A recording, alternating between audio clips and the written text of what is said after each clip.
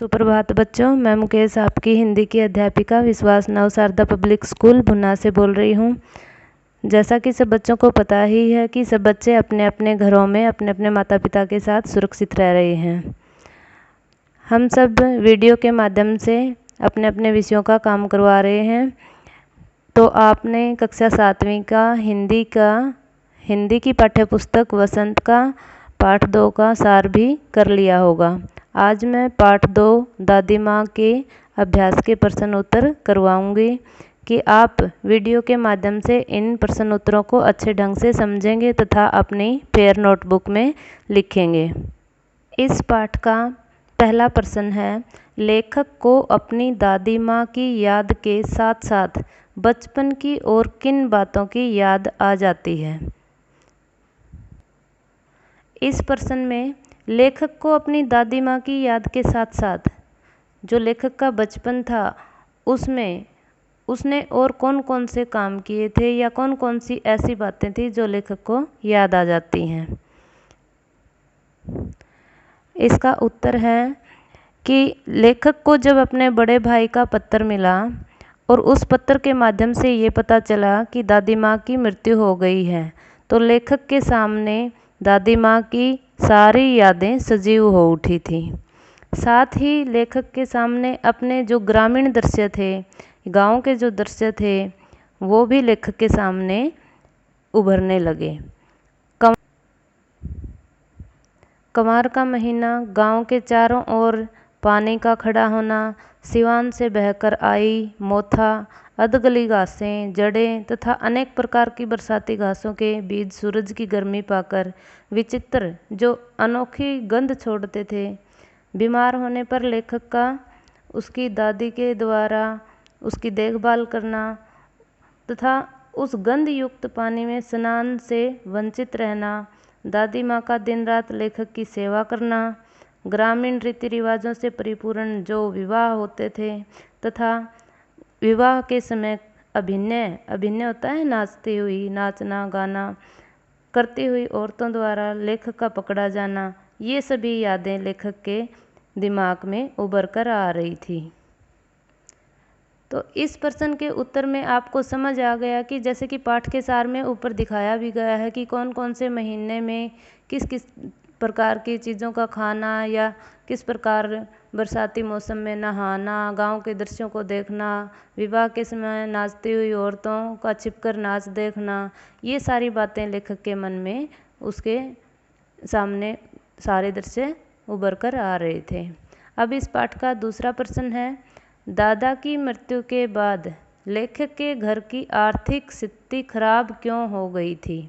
आर्थिक होती है रुपए पैसे से संबंधित। कि दादा की मृत्यु हो जाने के बाद लेखक के घर की आर्थिक स्थिति खराब क्यों हो गई थी, कि उनके सामने या उनके घर में पैसे की जो तंगी थी वो क्यों आ गई थी, क्या कारण था उसका। दादा की मृत्यु के बाद लेखक के घर की आर्थिक स्थिति खराब होने के कारण उनके कपटी मित्र थे। दादाजी के श्राद्ध में लेखक के पिता ने दादी माँ के मना करने के बाद भी बहुत ज़्यादा संपत्ति खर्च की थी। लेखक के पिता ने यह सभी खर्च उधार लेकर किया था, इसलिए उनके घर की आर्थिक स्थिति खराब हो गई। प्रश्न नंबर 3 है, दादी माँ के स्वभाव का कौन सा पक्ष आपको सबसे अच्छा लगता है और क्यों। कि दादी माँ का जो स्वभाव था उसका कौन सा पक्ष आपको सबसे अच्छा लगता है और क्यों। इस पाठ में लेखक ने अपनी दादी माँ का जो वर्णन किया है उससे पता चलता है कि लेखक की दादी माँ बहुत ही साहसी महिला है। वह कर्जे की हालत में भी धैर्य नहीं खोती है। वह दिन भर परिश्रम करके अपने बाल बच्चों को पालने पोसने के साथ साथ लेखक के दादा के श्राद्ध में हुए कर्ज जो खर्चा हुआ था उसको चुकाने में भी लगी हुई है। विपत्ति की घड़ी में भी वह धैर्य रखकर लेखक की इच्छाओं को पूरा करती है। लेखक की दादी वात्सल्य भाव से परिपूर्ण है।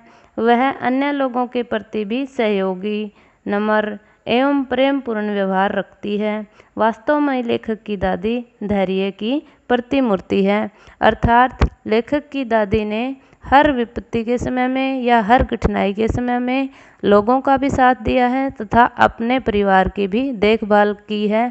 इस प्रकार हम कह सकते हैं कि लेखक की दादी माँ धैर्य की प्रतिमूर्ति है।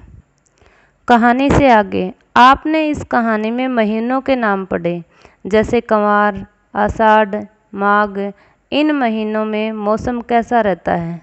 तो जैसे अलग अलग महीने आते हैं तो अलग अलग महीनों के अनुसार मौसम भी बदलता रहता है। उसी तरह इसमें पूछा गया है कि इस पाठ में आए कंवार, आषाढ़ और माघ, इन महीनों में मौसम कैसे रहता है? लिखिए। ये देसी महीने हैं और देसी महीने जैसे हमारे ये जनवरी, फरवरी और ये महीने होते हैं, इनके अनुसार ये महीने कौन कौन से महीनों में आते हैं।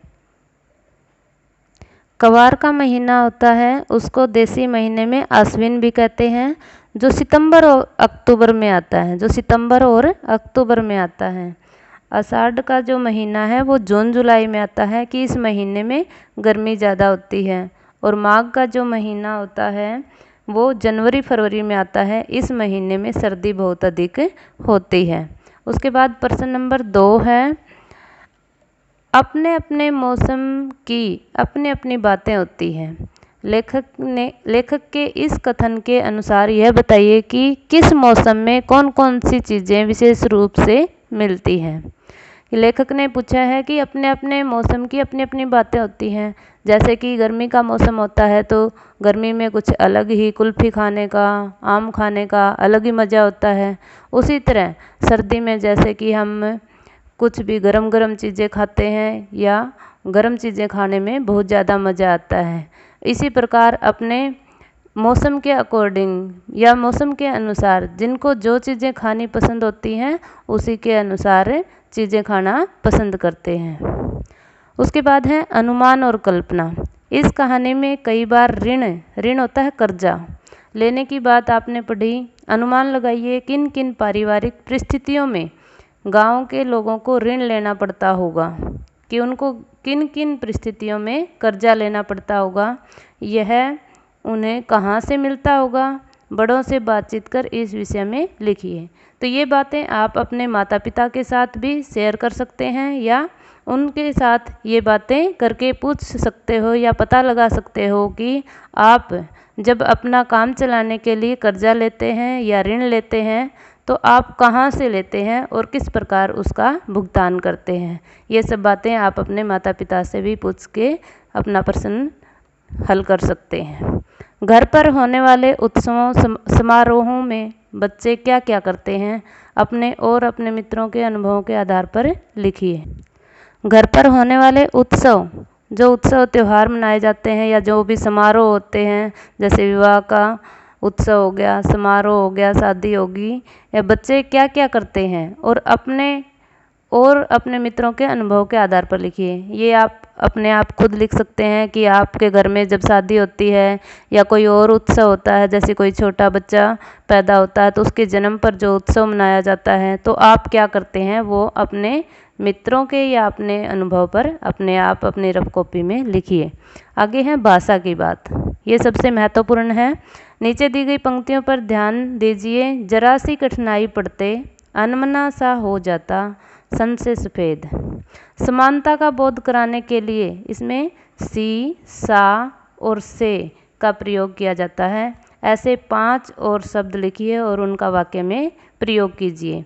ये शब्द आप अपनी कॉपी में 5 शब्द सी, सा, से का प्रयोग करके 5 शब्द लिखोगे।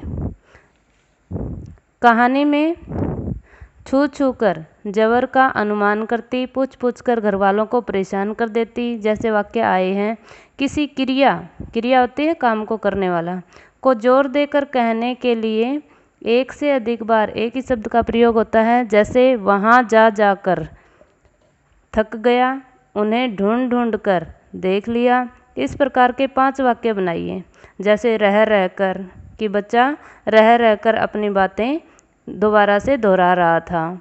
लिख लिख कर, कि आप अपने प्रश्न उत्तर लिख लिख कर देखें और याद करें। इस तरह 5 वाक्य बनाने हैं आपने, जैसे कि पाठ में आए थे ना, ढूंढ ढूंढ कर, जा जाकर, उसी तरह अलग से 2 शब्दों के साथ 5 वाक्य बनाने हैं।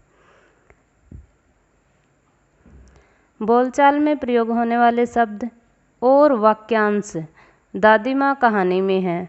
इन शब्दों और वाक्यांशों से पता चलता है कि यह कहानी किस विशेष क्षेत्र से संबंधित है। ऐसे शब्दों और वाक्यांशों में क्षेत्रीय बोलचाल की खूबियाँ होती हैं। उदाहरण के लिए निकसार, ब्रह्मा, उरिन, चिवड़ा, चौका इत्यादि।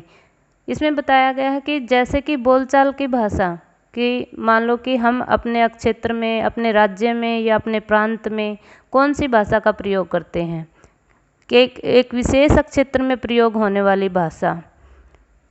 उदाहरण के लिए निकसार, ब्रह्मा, उरिन, चिवड़ा, चौका इत्यादि शब्दों को देखा जा सकता है। इन शब्दों का उच्चारण अन्य क्षेत्रीय बोलियों में अलग ढंग से होता है। जैसे चिवड़ा को चिड़वा, चुड़त्तर, पोहा और इसी तरह चौका को छौंक, तड़का भी कहा जाता है। निकसार, उरिन और ब्रह्मा शब्द क्रमशः निकास, उरिन, ऋण होता है कर्जा लेना, और उरिन का मीन्स होता है, उरिन का अर्थ होता है कर्जे से मुक्त, और ब्रह्मा शब्द का क्षेत्रीय रूप है। इस प्रकार के 10 शब्दों को बोलचाल में उपयोग होने वाली भाषा बोली को एकत्र कीजिए और कक्षा में लिखकर दिखाइए कि इस प्रकार के जो क्षेत्रीय भाषा में बोले जाने वाले 10 शब्द भी आप लिख सकते हो। जैसे कि हम छौंका होता है, उसको आम भाषा में तड़का भी कह सकते हैं, छौंक भी कहते हैं। जैसे कोआ होता है, उसको काग भी कहते हैं।